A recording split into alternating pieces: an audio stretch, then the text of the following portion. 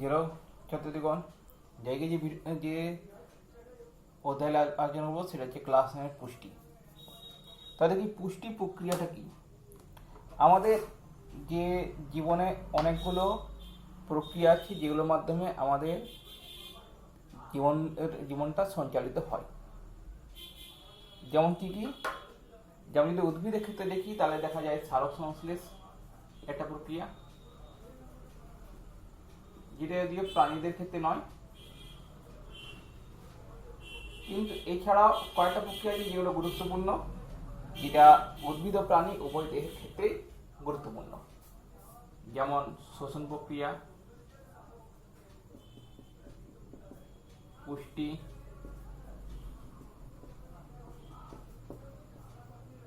সংবহন,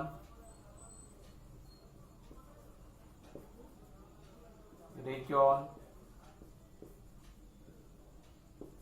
জনন,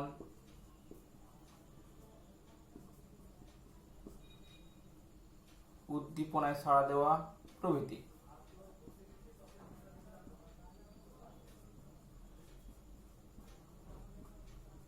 আর এই সমস্ত প্রক্রিয়ায় কোনো না কোনোভাবে একটার সঙ্গে অপরটা সম্পর্কযুক্ত। যেমন যদি দেখি যে সালোক সংশ্লেষ প্রক্রিয়া, এই প্রক্রিয়া কি হয়? এই প্রক্রিয়ায় উদ্ভিদ কি করে? সৌরশক্তিকে খাদ্যের মধ্যে আবদ্ধ করে। কারণ আমরা জানি আমাদের যে কোনো কাজ করি না কেন তার জন্য শক্তির প্রয়োজন। সেই শক্তি পাবো কি করে? সেই শক্তি পাবো এই সালোক সংশ্লেষ প্রক্রিয়ায় উদ্ভিদ যে খাদ্যের মধ্যে শক্তিকে আবদ্ধকরণ ঘটাচ্ছে, সেই শক্তিটা কিন্তু আমরা কাজে লাগাই, যার থেকে আমরা শক্তি পাই।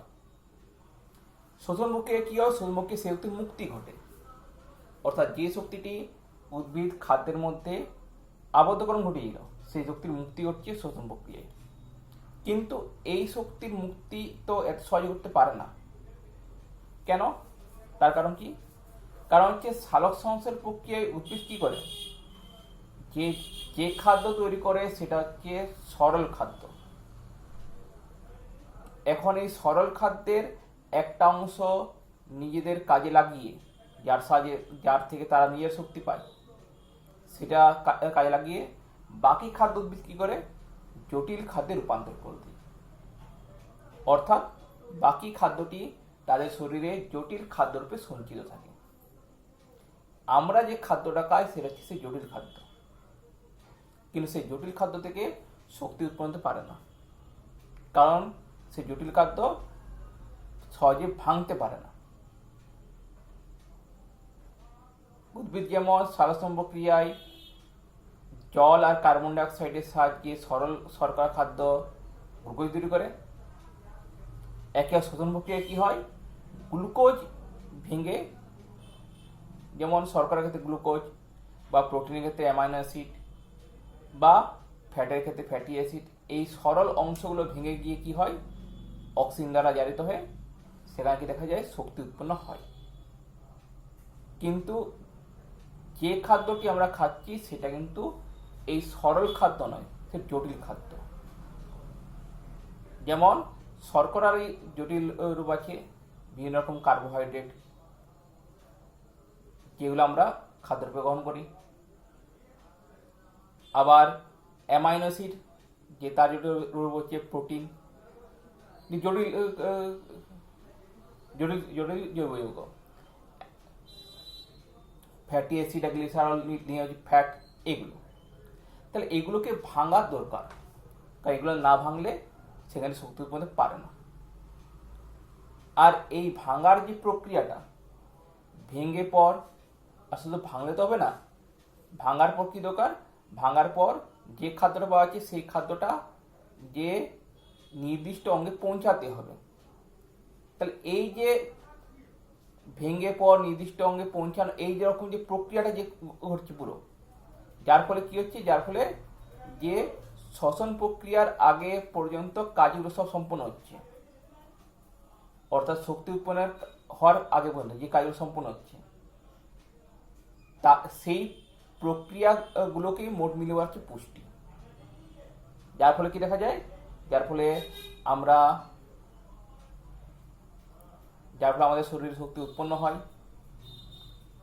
যার সাথে আমরা কাজ করতে পারি।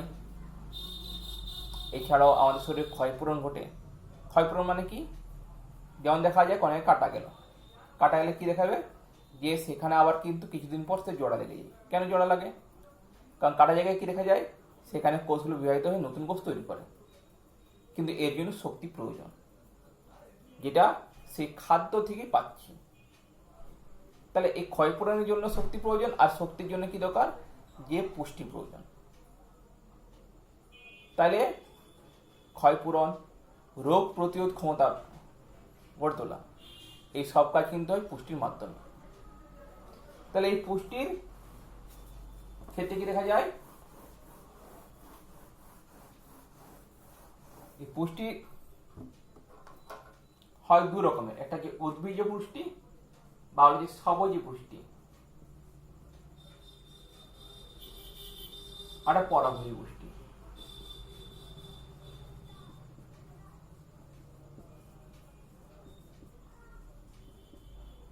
সবজ পুষ্টি মানে কি? যে পুষ্টি প্রক্রিয়া কি করে, যে কোনো জীব নিজের দেহে খাদ্য সংশ্লেষ করে আর তার সাহায্যে পুষ্টি সম্পন্ন করে, অর্থাৎ বাইরে থেকে কিন্তু খাদ্য গ্রহণ তাকে করতে হয় না। সেই পুষ্টি প্রক্রিয়া হচ্ছে সবজ পুষ্টি। যেমন যে কোনো সবুজ উদ্ভিদ বা ক্লোরোফিলযুক্ত উদ্ভিদ হচ্ছে সবজই পুষ্টি সম্পন্ন, কারণ তারা কি করতে পারে, তারা নিজের খাদ্য নিয়ে তৈরি করতে পারে।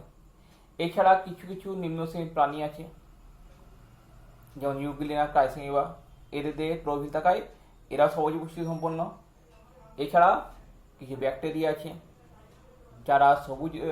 যাদের শরীরে ক্লোরোফিল হওয়ার জন্য তারা কিন্তু সবজ পুষ্টি করতে সক্ষম।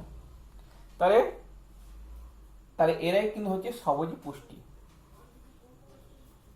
সম্পন্ন করে। অর্থাৎ এরা কি করে, নিজের দেহের খাদ্য নিয়ে তৈরি করে, অর্থাৎ খাদ্যের উপর অন্য কারোর উপর নির্ভরশীল নয়। শরীরে ক্লোরোফিল থাকে এদের, আর এদের সাহায্যে কিন্তু অন্যান্য যেসব জীবরা আছে তারা নিজেরা পুষ্টি সম্পন্ন করে, অর্থাৎ পরভোজী পুষ্টি। তাহলে পরভোজী পুষ্টিটা কি? পরপুষ্টি হচ্ছে যে অধিকাংশ ক্ষেত্রে প্রাণীরা বা কিছু ক্ষেত্রে কিছু কিছু উদ্ভিদও আছে, মানে উদ্ভিদ যেমন সবুজ পুষ্টি সম্পন্ন করে, আর আবার কিছু কিছু উদ্ভিদ সবুজের সঙ্গে পরভোজী পুষ্টিও সম্পন্ন করে। তাহলে পরভোজী মানে কি? যে যখন একটা জীব অন্য কোনো জীব দেহকে খাদ্য হিসেবে গ্রহণ করে তার দ্বারা পুষ্টি সম্পন্ন করে, তখন তাহলে হচ্ছে পরভোজী পুষ্টি। অর্থাৎ এদের দেহে সাধারণত ক্লোরোফিল থাকে না, আর এরা নিজের খাদ্য নিজে তৈরি করতে সক্ষম নয়, পরভোজী পুষ্টি। এবারে উদ্ভিদের ক্ষেত্রে স্বভোজী পুষ্টি, এবারে এই যে স্বভোজী পুষ্টিকে আবার আর নাম হচ্ছে হোলোফাইটিক পুষ্টি, আর পরভোজী পুষ্টির আর নাম হচ্ছে হোলোজৈবিক পুষ্টি। হোলোফাইটিক পুষ্টিতে সেখানে কি দেখা যায়, যে জীব আছে সে যেহেতু নিজের খাদ্য নিয়ে তৈরি করছে, তাই সরল খাদ্যই কিন্তু সরাসরি গ্রহণ করে, কারণ তাদের তো জটিল খাদ্য দরকার নেই। কারণ খাদ্য গ্রহণ করার উদ্দেশ্য কি? শক্তি উৎপন্ন করা, আর শক্তি উৎপন্ন হবে সরল খাদ্য থেকে, জটিল খাদ্য থেকে না। আর যেহেতু একটা যেমন উদ্ভিদ নিজের খাদ্য তৈরি করে সরল খাদ্য তৈরি করছে, তার থেকে শক্তি উৎপন্ন করতে সক্ষম হয়ে যাবে, তাই তার জটিল খাদ্যে পরিণত করার দরকার নাই। কিন্তু হোলোজৈবিক পুষ্টি কি দেখা যাচ্ছে, সেখানে একটা জীব অন্য জীবকে খাদ্য হিসেবে গ্রহণ করছে, তাই সেই যে খাদ্যটা গ্রহণ করছে সেটা জটিল খাদ্য, সরল খাদ্য নয়। এখন দেখো, এখন যেটা যে উদ্ভিজ যে পুষ্টিগুলো,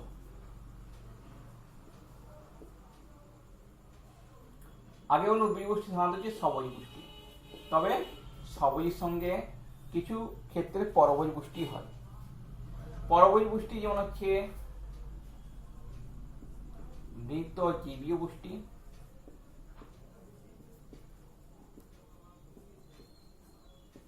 পরজীবীয় পুষ্টি,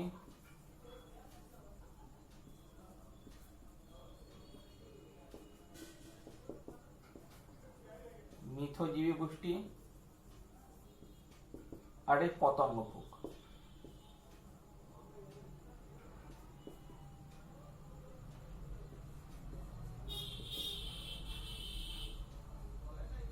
পতঙ্গভুকন তাহলে পুষ্টি প্রক্রিয়া হলো কি এগুলো? মৃতজীবী পুষ্টি মানে কি? যে পুষ্টি প্রক্রিয়া কি করে একটা জীব, মানে এক্ষেত্রে উদ্ভিদ, কোনো মৃত গলা পচা জীবদেহ থেকে পুষ্টি সম্পন্ন করে, পুষ্টিকে শোষণ করে, তারপর হচ্ছে মৃতজীব পুষ্টি। যেমন যেমন যেমন যেমন দেখা যায় যে অধিকাংশ ক্ষেত্রে ছত্রাকরা কি করে, যে কোনো পচা গলা জীবদেহ থেকে কি হচ্ছে তার পুষ্টি সম্পন্ন করে, তো সেটা মৃতজীবী পুষ্টি। পরজীবী পুষ্টি মানে কি? পরজীবী পুষ্টি মানে হচ্ছে যে পুষ্টি প্রক্রিয়ায় জীবটি যে দেহে বাস করছে সেখান থেকে পুষ্টি সম্পন্ন করে কিন্তু তারই ক্ষতি করে, মানে যে যে উপকার করছে তারই ক্ষতি করে, তাই পরজীবী পুষ্টি। যেমন স্বর্ণলতা, রাসনা, এইসব যে কিছু উদ্ভিদ আছে যারা কিন্তু দেখা যায় এই পরজীবী পুষ্টি সম্পন্ন করে। মিথজীবী পুষ্টির ক্ষেত্রে কি দেখা যায়, সেখানে দুটি যে জীব পারস্পরিক সহায়তায় অবস্থান করছে আর দুজনেই উপকৃত হচ্ছে, তার হচ্ছে মিথজীবী পুষ্টি। যেমন লাইকেনের যে শরীরটা শৈবাল ও ছত্রাক নিয়ে গঠিত। শৈবাল যেহেতু ক্লোরোফিল যুক্ত তাই সে খাদ্য তৈরি করতে পারে, কিন্তু শৈবালের আবার যে মূলতন্ত্র সুগঠিত নয়। তা ছত্রাক কি করে, যে জল আর খনিজ লবণ শোষণ করে শৈবালকে দিই, শৈবাল তার সাহায্যে খাদ্য তৈরি করে, আর সেই খাদ্যের একটা অংশ কি করে ছত্রাককে দিই, তাই এর সাহায্যে উভয় উপকৃত হয়। এটা করে মিথজীবী পুষ্টি। পতঙ্গভক্ষণ পুষ্টি বা এই যে পতঙ্গভুক উদ্ভিদের ক্ষেত্রে, উদ্ভিদের ক্ষেত্রে সালোকসংশ্লেষণ প্রক্রিয়ায় যে খাদ্য তৈরি করে সেটা শর্করা জাতীয় খাদ্য, তার থেকে তারা শর্করার তো অভাব দূর করতে পারে, কিন্তু প্রোটিনের অভাব কিন্তু অনেক ক্ষেত্রে দেখা যায়। প্রোটিনের অভাব পূরণ করার জন্য যেমন দেখা যায় যে ডাল জাতীয় যেসব উদ্ভিদগুলো তারা কি করে, তাদের মূলের অর্বুদে রাইজোবিয়াম নামক ব্যাকটেরিয়া অবস্থান করে, আর এই রাইজোবিয়াম নামক ব্যাকটেরিয়া কি করে, যে নাইট্রোজেন গ্যাসটা পরিবেশে শুদ্ধ করে সেই যেটাকে মাটির মধ্যে মিশিয়ে দিই, ফলে যে মাটির মধ্যে নাইট্রোজেন পরিমাণ বৃদ্ধি পায় আর তার সাহায্যে কিন্তু উদ্ভিদ যে প্রোটিনের চাহিদা পূরণ করতে পারে। কিন্তু সব উদ্ভিদের ক্ষেত্রে সেটা প্রয়োজন নয়। কিছু কিছু উদ্ভিদ কি দেখা যায় যে তারা পতঙ্গদের ভক্ষণ করে পুষ্টি প্রক্রিয়া সম্পন্ন করে, প্রোটিন সংগ্রহ করে। এখন মনে হতে পারে যে তারা প্রোটিন ভক্ষণ করে কিভাবে, যেটা খাবে কিভাবে। আসলে তাদের শরীরের গঠনটাই রূপ যে সেটা পতঙ্গদের থেকে পুষ্টি শোষণ করতে সাহায্য করে। যেমন কলসপত্রী উদ্ভিদ,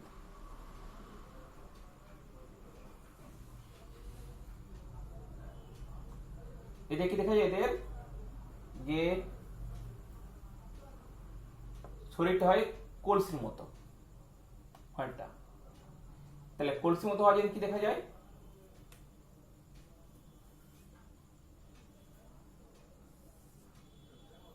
যে এদের এখানে একটা ঢাকনা মতো অংশ থাকে উপরেটায়,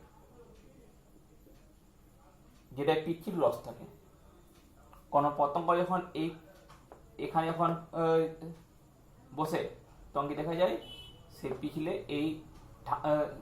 সে বসতে ঢাকনা খুলে যায় আর সে পিছলে গিয়ে এর ভিতরে পড়ে যায়। এর ভিতরে আছে বিভিন্ন রকম উৎসেচক, যে সেটা কি করে, সেটা সেই পতঙ্গ থেকে প্রোটিন অংশটা শোষণ করে, আর তারপর কি দেখা যায়, সেই উদ্ভিদ সেই প্রোটিনের চাহিদা পূরণ করতে পারে। তাই এরূপ উদ্ভিদ হল পতঙ্গভুক উদ্ভিদ।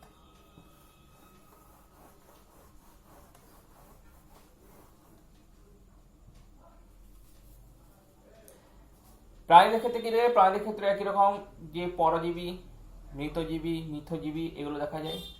এছাড়া প্রাণীদের ক্ষেত্রে আর একটা যেগুলো দেখা যায় সেটা হচ্ছে রক্তভোজী। রক্তভোজী মানে কি? কিছু প্রাণী আছে যারা অন্য প্রাণীর রক্তকে খাদ্য হিসেবে গ্রহণ করে, যেমন মশা বা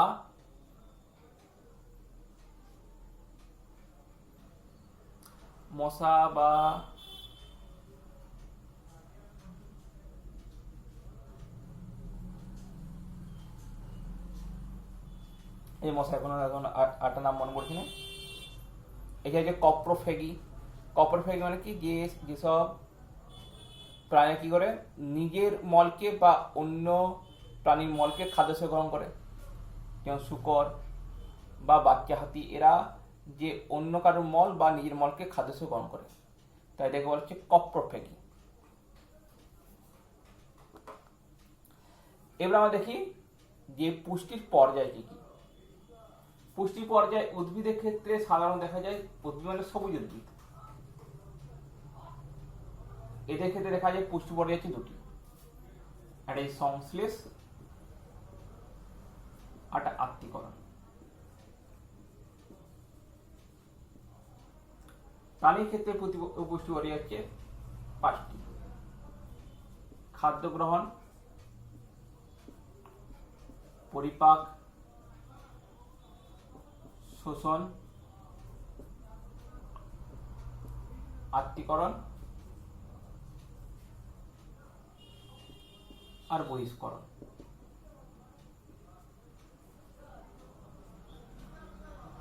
তাহলে প্রশ্ন হতে পারে যে উদ্ভিদের ক্ষেত্রে মাত্র দুটি পুষ্টি পর্যায়, সংশ্লেষ ও আত্তীকরণ, আর প্রাণীদের পাঁচটি কেন? এই ভেদাভেদ কেন? আগে বলেছি পুষ্টি পর্যায় মানে কি কি হয়, যে সেখানে শোষণ প্রক্রিয়া ঘটানোর আগে পর্যন্ত কাজগুলো সম্পন্ন হয়। তাহলে উদ্ভিদের ক্ষেত্রে কি দেখা যাবে? উদ্ভিদ তো খাদ্য তৈরি করছে, সংশ্লেষ করছে, তাহলে অর্থাৎ সৌরশক্তিকে খাদ্যের মধ্যে আবদ্ধ করছে, তাহলে সেটা তার একটা হচ্ছে পর্যায়। মানে সালোকসংশ্লেষ প্রক্রিয়াটা হচ্ছে উদ্ভিদের পুষ্টির একটা পর্যায়, যার মধ্যে সে হচ্ছে সরল খাদ্যটা আবদ্ধ করাচ্ছে। আত্তীকরণ প্রক্রিয়াটা কি? আত্তীকরণ হচ্ছে যে খাদ্যটা তৈরি করছে সেই খাদ্যটা কোষের মধ্যে প্রবেশ করানো, কোষের মধ্যে ঢোকানো। কারণ কোষের মধ্যে যতক্ষণ না সেই খাদ্যটা প্রবেশ করবে না, ততক্ষণ তো সেই খাদ্যটা শক্তি উৎপন্ন করতে পারবে না, কারণ শক্তি উৎপন্নের কোষে গিয়ে, তাহলে সেই খাদ্যটাকে কোষে প্রবেশ করানোর প্রক্রিয়াটাই আত্তীকরণ। তো উদ্ভিদের ক্ষেত্রে এটা হলো যথেষ্ট, খাদ্য তৈরি করা আর কোষের মধ্যে প্রবেশ করে দেওয়া, দ্বিতীয় কোনো প্রয়োজন নেই তাদের। তাও যখন কোষে প্রবেশ করবে তখন কি দেখা যাবে? যে সেই খাদ্য জাল থেকে শক্তি উৎপন্ন করতে সক্ষম হবে, অর্থাৎ শ্বসন প্রক্রিয়া সম্পন্ন হবে। প্রাণীদের ক্ষেত্রে কিন্তু ব্যাপারটা এত সহজ নয়, কারণ প্রাণীদের ক্ষেত্রে খাদ্যটা হচ্ছে কি জটিল খাদ্য, সরল খাদ্য নয়, তাই খাদ্যকে ভাঙতে হচ্ছে এখানে। আর প্রাণী কি হচ্ছে? বাইরে থেকে খাদ্য গ্রহণ করতে হচ্ছে। উদ্ভিদের বাইরে থেকে খাদ্য গ্রহণ করার ব্যাপার নেই, কারণ খাদ্য তার শরীরে তৈরি হচ্ছে। তাই প্রাণীদের ক্ষেত্রে অর্থাৎ হচ্ছে খাদ্য গ্রহণ করা, বাইরে থেকে খাদ্য গ্রহণ করা। এবার খাদ্যের পরিপাক অর্থাৎ খাদ্য পাচিত করা, জটিল খাদ্যকে সরল খাদ্যে পরিণত করা। এরপরে যেখানে খাদ্য পাচিত হচ্ছে আর যেখানে যে শ্বসন প্রক্রিয়া সম্পূর্ণ হচ্ছে, দুটো হচ্ছে সম্পূর্ণ ভিন্ন জায়গা। তাহলে সেই পাচিত যে খাদ্যরসটা শোষণ করা হচ্ছে খাদ্যরসটা, তারপর সেটা কোষের মধ্যে প্রবেশ করানো। তাহলে শোষণ হচ্ছে আর প্রবেশ করানো হচ্ছে আত্তীকরণ। এখন আমরা যে খাদ্য খাই পুরোটা কিন্তু অনেক ক্ষেত্রে পাচিত করতে পারিনি, সাধারণত কোনো ক্ষেত্রেই সম্পূর্ণ খাদ্য পাচিত হয় না, কিছুটা খাদ্য হলেও অপাচ্য অবস্থায় রয়ে যায়। তো সেই অপাচ্য খাদ্যটা কি হবে? অপাচ্য খাদ্য তো আমাদের শরীরে বলতে গেলে একবারে বর্জ্য পদার্থ ছাড়া কিছু নয়, যেটা শরীরে যদি থাকে তাহলে সেটা শরীরে দূষণ সৃষ্টি করবে, শরীরে রোগ তৈরি করবে। তো সেটা শরীরের বাইরে বের করে দেওয়া প্রয়োজন। তাই সেক্ষেত্রে তো বহিষ্করণ প্রক্রিয়া, অর্থাৎ অপাচ্য খাদ্য শরীরের বাইরে বের করে দেওয়া। তাই প্রাণীর ক্ষেত্রে হচ্ছে 5টি পুষ্টি পর্যায়।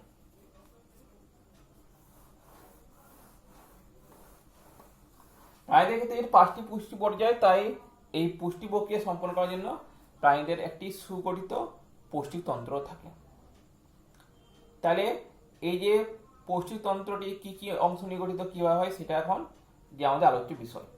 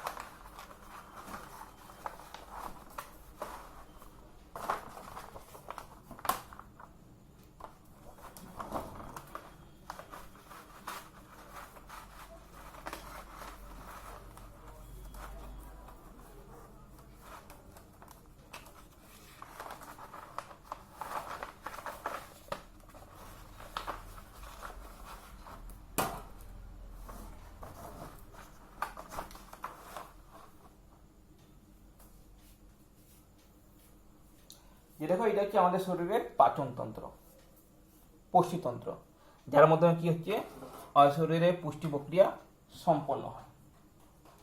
এটা শুরু হচ্ছে এখানে আমাদের মুখ থেকে, মুখবিবর, এখান থেকে। কারণ আমাদের প্রথম কাজ হচ্ছে খাদ্য গ্রহণ করা, যেটা আমরা মুখ দিয়ে গ্রহণ করছি।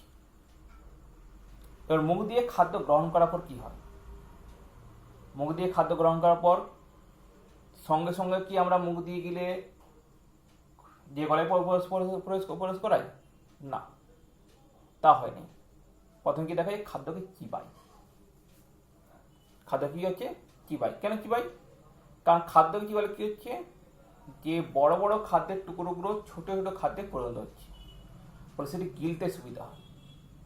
যদি একেবারে যদি আমরা না চিবিয়ে যদি গিলতে যাই, তাহলে সেক্ষেত্রে কিন্তু খাদ্য অনেক ক্ষেত্রে গলায় আটকে যায়। তাই যাতে গিলতে সুবিধা হয়, সেখানে কি দেখা যায় যে খাদ্য চিবাতে আমরা যত ভালো করে খাদ্য চিবাবো, তত কিন্তু সেই বড় বড় টুকরোগুলো ছোটো ছোটো টুকরো বন্ধ হবে, আর তত কি দেখাবে যে সেটা আমাদের গিলতে সুবিধা হবে। শুধু সেটুকু নয়, গিলতে সুবিধার জন্য শুধু নয়, এছাড়াও কি দেখা যায়, এছাড়াও আমাদের মুখে যে লালারসে থাকে বিভিন্ন রকম উৎসেচক, যেমন লালারসে থাকে টায়ালিন আর মল্টিন নাম উৎসেচক, যেটা শর্করা জাতীয় খাদ্যকে পাচিত করতে সাহায্য করে। আর তাহলে যে পাচিত করা যে কাজটা, অর্থাৎ জটিল খাদ্যকে সরল খাদ্যে পরিণত করার কাজটা, সেটা মুখ থেকে কিন্তু শুরু হতে পারে, শুরু হয়ে যায়। আর এছাড়াও যে লালারসে কি করে, যে খাদ্যকে পিচ্ছিল করতে সাহায্য করে। ফলে খাদ্যকে পিচ্ছিল করার জন্য, আর লালারসের মধ্যে থাকা আবার লাইসোজাইম নাম উৎসেচক, সেই উৎসেচক আবার খাদ্যের মধ্যে জীবাণুগুলোকে মারতে সাহায্য করে। আর তার ফলে কি হয়, তার ফলে যে সেই খাদ্য পিচ্ছিল অবস্থায় সহজে গিলে কিন্তু গলায় প্রবেশ করতে পারে। এখন দেখো, এখন এই যে প্রক্রিয়া সম্পন্ন করার জন্য যেমন আমাদের লালারস কাজে লাগে, জিভটা কাজে লাগে, আবার দাঁতগুলো কাজে লাগে। দাঁতগুলো খাদ্যকে ভাঙতে সাহায্য করে। আমাদের 4 রকমের দাঁত থাকে।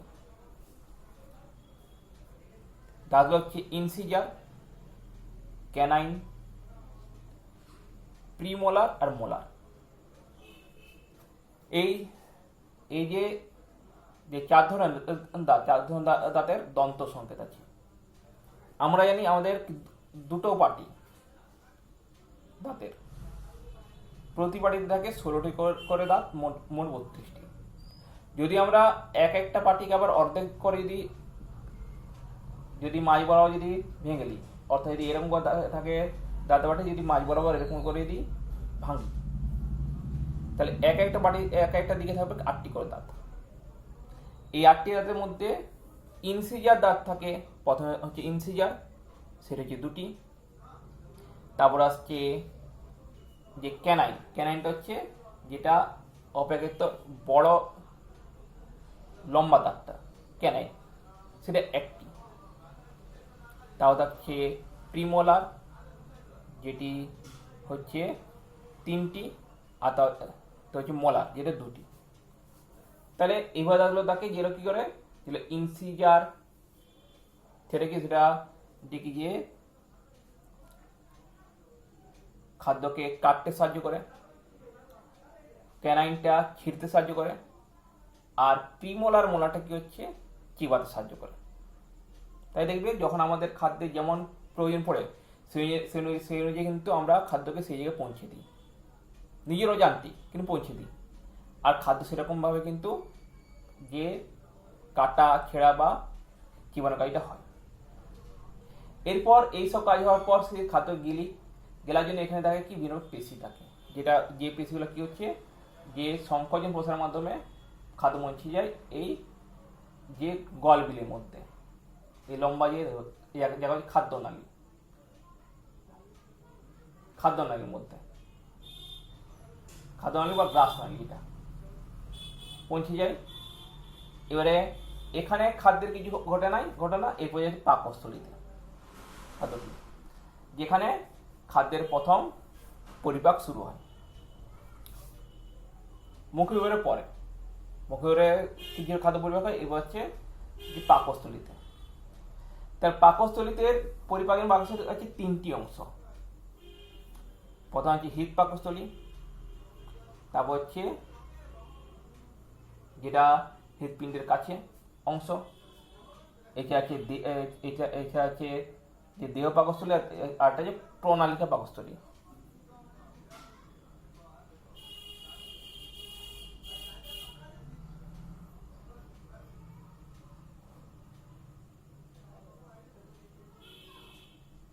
যেমন এইটা দেখো, এটাই আমাদের পাকস্থলীর অংশ। এইটা হৃদপিণ্ডের কাছে একটা আছে হৃদ পাকস্থলী, তারপরে প্রণালিকা পাকস্থলী, আর সেটা হচ্ছে দেখি যে দেহ পাকস্থলী। তাহলে এই পাকস্থলীতে কি হয়, পাকস্থলীতে যেটা কাজটা হয়, প্রথমত পাকস্থলীতে HCl অ্যাসিড সেটা ক্ষরিত হয়। এই HCl অ্যাসিড কি হয়, HCl অ্যাসিড যে খাদ্যের মধ্যে জীবাণুগুলোকে ধ্বংস করতে সাহায্য করে।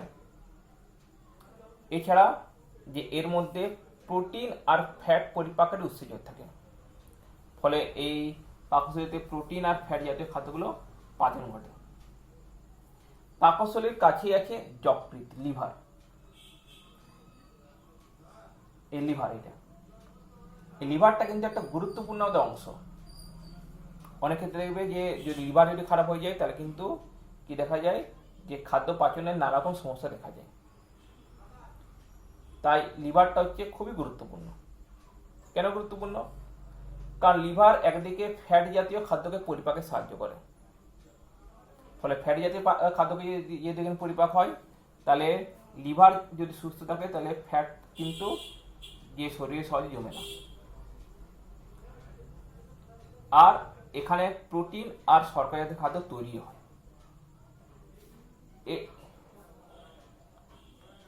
যেটা কি, তাহলে এই দুটি কাজ কিন্তু এই লিভারে যে ভালো সম্পন্ন। এছাড়া লিভারের মধ্যে যে ভিটামিন বি বা কে, এগুলো কিন্তু তৈরি হয়। তাহলে ভিটামিন সংশ্লেষ করতে কিন্তু কি হচ্ছে, এই লিভার সাহায্য করছে। তাই এটা খুবই গুরুত্বপূর্ণ।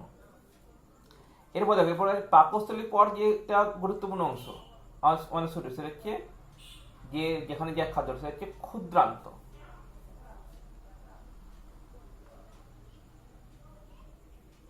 এখানে দেখো, এখানে যে এই যে পেঁচানো যে অংশটা, এরূপ, এর যে ক্ষুদ্রান্ত, এটা এখানে ক্ষুদ্রান্ত আমাদের শরীরে একটা গুরুত্বপূর্ণ অংশ। কারণ ক্ষুদ্রান্তে থেকে যে পিত্তরস ক্ষরিত হয়, সেটা পিত্তাশয়ে গিয়ে জমা হয়। এই যে পিত্তাশয় এখানে জমা হয়, আর সেটা কি করে, সেটা খাদ্য পরিপাকে সাহায্য করে। এছাড়াও ক্ষুদ্রান্তের মধ্যে ভিলাই অংশ যেটা আছে, সেই ভিলাই অংশে কি হয়, ভিলাই অংশে যে খাদ্যরস শোষিত হয়, অর্থাৎ খাদ্য রসের যে শ্বসন প্রক্রিয়াটা সেটা ক্ষুদ্রান্তের কিন্তু ভিলাই অংশ থেকেই শুরু হয়ে যায়। ভিলাই অংশ ছাড়াও ক্ষুদ্রান্তের আরও দুটি অংশ থাকে, একটা হচ্ছে ইলিয়াম, আরটা তিনটে অংশ, ইলিয়াম, জেজুনাম আর ডিওডিনাম, এই অংশগুলো গঠিত। তবে এখানে ডিওডিনাম,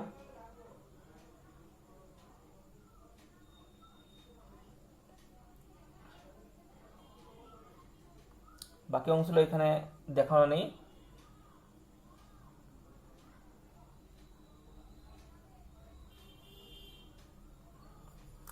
ক্ষুদ্রান্তের পরে যে অংশটি আছে সেটা হচ্ছে বৃহদন্ত্র। বৃহদন্ত্রের আবার আছে কতগুলি ভাগ, যেমন বৃহদন্ত্রের প্রথম ভাগ হচ্ছে অ্যাপেন্ডিক্স বা সিকাম, যেটা এই সিকাম বা অ্যাপেন্ডিক্সটা হচ্ছে আমাদের শরীরে একটা নিষ্ক্রিয় অঙ্গ। নিষ্ক্রিয় অঙ্গ মানে কি, এটা কিন্তু কোনো কাজই নেই, যদি একসময় এটা কাজ ছিল। প্রাচীনকালে যখন মানুষ যে খাদ্য রান্না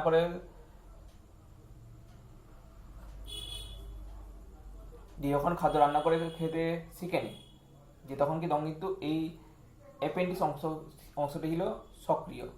তখন কাঁচা ফল, কাঁচা মাংস চিবিয়ে খেতে সাহায্য করত, এখান থেকে রস খরিত হতো, সেটা কিন্তু কাঁচা শাকসবজি বা কাঁচা মাংস এগুলোকে কিন্তু যে পরিপাকে সাহায্য করতো এই অ্যাপেন্ডিক্স অংশটি। তাই তখন ছিল খুব গুরুত্বপূর্ণ। কিন্তু যখন মানুষ যে খাদ্য রান্না করতে শিখলো, তখন কিন্তু দেখালো এই অংশের কাজ ধীরে হারিয়ে ফেললো, আর বর্তমানে এটি নিষ্ক্রিয় অঙ্গ রূপে আমাদের শরীরে পড়ে আছে। এর ব্যাপার আসছে যে অংশের হচ্ছে আরোহী কলন, এটি যেটা উপরে দিকে উঠছে, তাছাড়া হচ্ছে আরোহী কলন। এই অংশটাকে আরোহী কলনের পরে যে অংশ আসছে সেটা হচ্ছে আমাদের শরীরে অনুপ্রস্থ কলন। আচ্ছা, তার আগে আছে সিগময়েড কলন। এটা এখানে এস আকৃতির মধ্যে যে অংশটি আছে, এই যে সিগময়েড কলন। এরপর আসছে অনুপ্রস্থ কলন, যেটা যে কি বলতে এর সমান্তরাল। এবার আসছে অবরোহী কলন, যেটা নিচে দিয়ে নামছে। আর সবশেষে আসছে মলাসন। এখানে কি, এখানে বৃহদন্ত্রে কি হয়, বৃহদন্ত্রে খাদ্যের শোষণ ঘটে, কিছু খাদ্য পরিপাক হয়, আর বাকি যে অপাচ্য খাদ্য সেটা কি দেখা যায়, মলাশয় দিয়ে বাইরে বেরিয়ে যায়। তাহলে এই প্রক্রিয়াটা এখানে সম্পন্ন হয় এই জায়গাতে।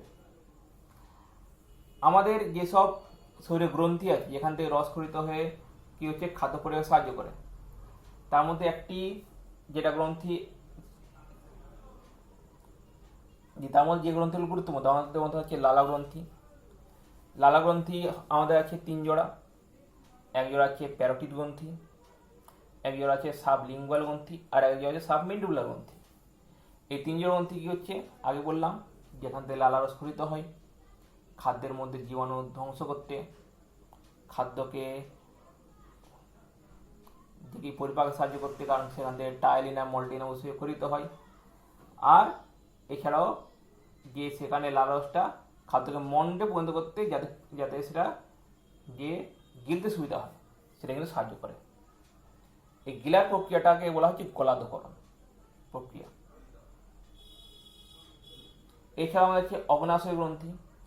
অগ্নাশয় গ্রন্থি থেকেও নানা রকম দেখা যায় যে উৎসেচক খরিত হয়, যেগুলো খাদ্যকে ভাঙতে সাহায্য করে। তাই যে সেখানে একটা গুরুত্বপূর্ণ ভূমিকা পালন করে অগ্নাশয়। এছাড়া আছে আমাদের আন্তরিক গ্রন্থি, অন্ত্র। আগে হলো আমাদের দুরকম অন্ত্র, একটা ক্ষুদ্রান্ত্র আর বৃহদন্ত্র। আর এখানে যে আন্তরিক গ্রন্থি, যেখান থেকে কি দেখা যায় রস খরিত হয়ে খাদ্যকে পাচিত করতে সাহায্য করছে, আর এবার হচ্ছে খাদ্য পাচিত হয়। তারপরে ভিলাই অংশ দ্বারা খাদ্যটা শোষিত হচ্ছে খাদ্য রসটা, তারপর সেটি যে শরীরের অন্য অংশে কি আত্তীকরণ ঘটাচ্ছে। তাহলে এই পরিপাক প্রক্রিয়াটা যদি না সম্পন্ন হয় ঠিক মতো, তাহলে কিন্তু কি দেখাবে, যে খাদ্যের অধিকাংশ অংশ কি হবে, অপাচ্য খাদ্যরূপে বাইরে বেরিয়ে যাবে। ফলে খাবার খেলেও কিন্তু আমাদের পুষ্টি সম্পন্ন হবে না। তাই শুধুমাত্র খাদ্য খাওয়াই নয়, খাদ্য খাওয়ার পর সেটা যাতে যে ঠিকমতো পাচিত হয় সেটা কিন্তু লক্ষ্য রাখা কিন্তু খুব প্রয়োজন। আর এর জন্য যে জিনিসগুলো দরকার সেটা হচ্ছে যে খাদ্যকে ভালো করে চিবানো, যাতে যে খাদ্যটা সহজে আমাদের গিলতে সুবিধা হয় আর সেখানে এর পুষ্টি প্রক্রিয়া সম্পন্ন হতে পারে। এছাড়া আমাদের যেসব অঙ্গগুলো যে পুষ্টি প্রক্রিয়ায় সাহায্য করছে সেগুলোকে সুস্থ রাখা। সুস্থ থাকবে কী করে?